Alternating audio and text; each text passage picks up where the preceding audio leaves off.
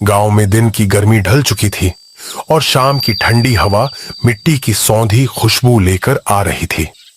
ये शाम बाकी शामों से अलग थी। हवा में एक अजीब सी बेचैनी थी। आसमान में काले काले बादल छाए हुए थे जो एक दूसरे से टकराकर गरज रहे थे। गांव के लोग अपने अपने घरों में लौट रहे थे, जैसे किसी अनजाने खतरे को भांप गए हों। मीना अपने छोटे से घर के आंगन में बैठी आसमान को देख रही थी। उसके चेहरे पर घबराहट साफ थी। उसके पति रामू अभी तक घर नहीं लौटे थे। वो शहर के बाजार में लकड़ी बेचने गए थे और ऐसी तूफानी रात में उनका सफर मुश्किल हो सकता था। मीना ने घर के दरवाजे मजबूती से बंद करके बैठ गई। जैसे ही उसने दरवाजा बंद किया, तभी बिजली कड़की और भयंकर बारिश शुरू हो गई। हवा इतनी तेज थी कि लगता था घर की छत उड़ जाएगी। खिड़कियों पर बारिश की बूंदें ऐसे पड़ रही थी जैसे कोई बाहर से पत्थर मार रहा हो। रानी छोटी थी और उसे बारिश की आवाज से डर लग रहा था। माँ, बापू कब आएंगे? जल्दी आएंगे मेरी रानी। लेकिन मीना के दिल में एक अजीब सा डर बैठ गया था। उसे याद आया कि गांव के बूढ़े लोग कहते थे कि ऐसी तूफानी रातों में जंगल के रास्ते पर एक भटकती हुई आत्मा निकलती है। वह आत्मा उन लोगों को ढूंढती है जो अंधेरे में अकेले होते हैं। वह उनकी आवाज की नकल करती है और उन्हें अपनी तरफ बुलाती है। रात गहरी होती जा रही थी। बारिश का शोर अब कानों को भेद रहा था। तभी दरवाजे पर किसी के खटखटाने की आवाज आई। कौन है? मीना, मैं हूं, रामू। मीना का दिल धक से रह गया। वो सोची कि कोई भूत है, लेकिन ये तो रामू था। मैं दरवाजा खोलती हूं, ये कहने के बाद वो दरवाजे की तरफ बढ़ी। लेकिन जैसे ही उसने दरवाजे खोला चाहा, रानी ने उसे पीछे से कसकर पकड़ लिया। नहीं माँ, मत खोलो, वह बापू नहीं है। मीना चौंक गई। यह तुम क्या कह रही हो? रानी ने कांपती हुई आवाज में कहा। जब वो बोल रहे थे तो उनकी आवाज बहुत अजीब थी, जैसे कुएं में से आती है। मीना ने रानी की बात पर ध्यान दिया और उसका दिल बैठ गया। उसे याद आया कि गांव के लोग कहते थे कि उस भटकती आत्मा की आवाज में एक अजीब सी गूंज होती है जो किसी भी इंसान की आवाज की नकल करने के बावजूद नहीं छिपती।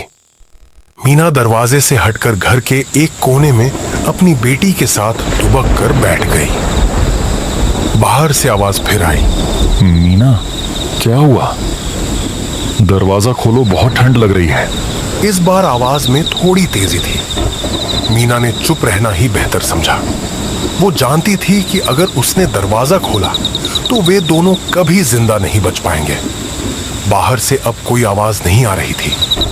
सन्नाटा छा गया था, सिवाय बारिश के शोर के। मीना ने सोचा कि शायद वो आत्मा चली गई है। उसने रानी को देखा जो अब सो गई थी।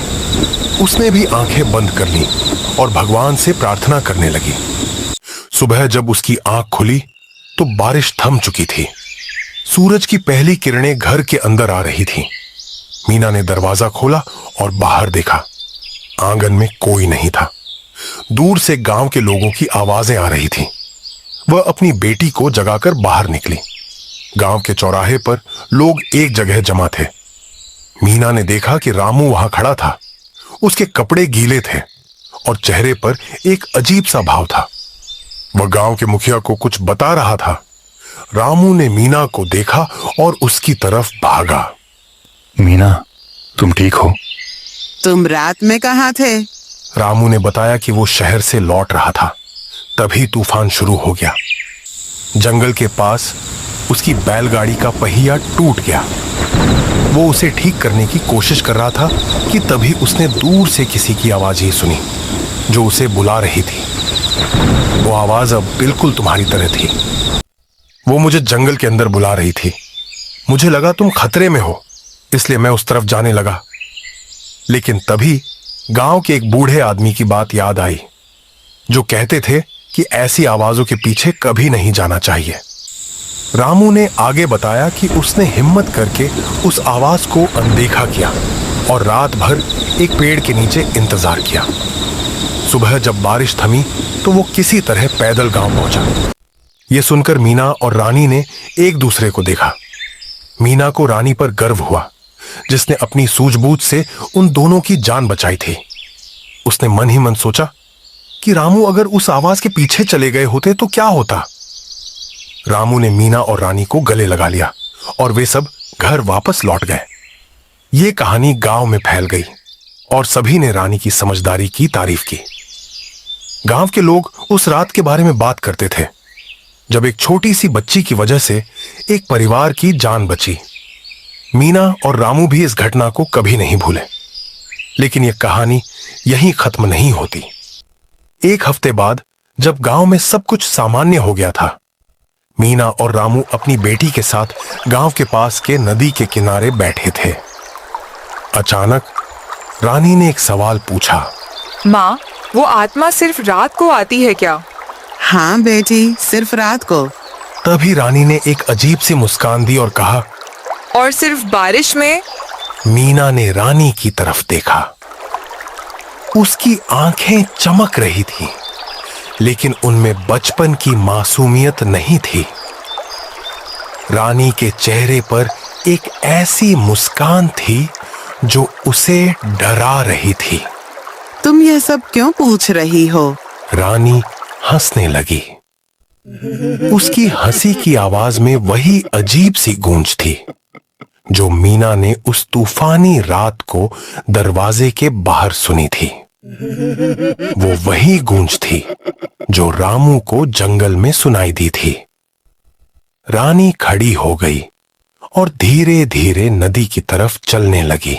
ये कहानी यहीं खत्म नहीं होती और न ही यह रात। मैं हमेशा यहीं रहती हूँ। तुम सब बस मेरे मेहमान हो। यह सुनकर मीना और रामू डर से कांप उठे। वे समझ गए कि जिस आत्मा से वे बचे थे वो उनके घर में उनकी बेटी के शरीर में पहले ही आ चुकी थी। बारिश की वो रात अब बस एक कहानी नहीं थी, ये उनके साथ हमेशा रहने वाली एक हकीकत थी। और वो हंसी जो अब भी सुनाई दे रही थी बस एक शुरुआत थी।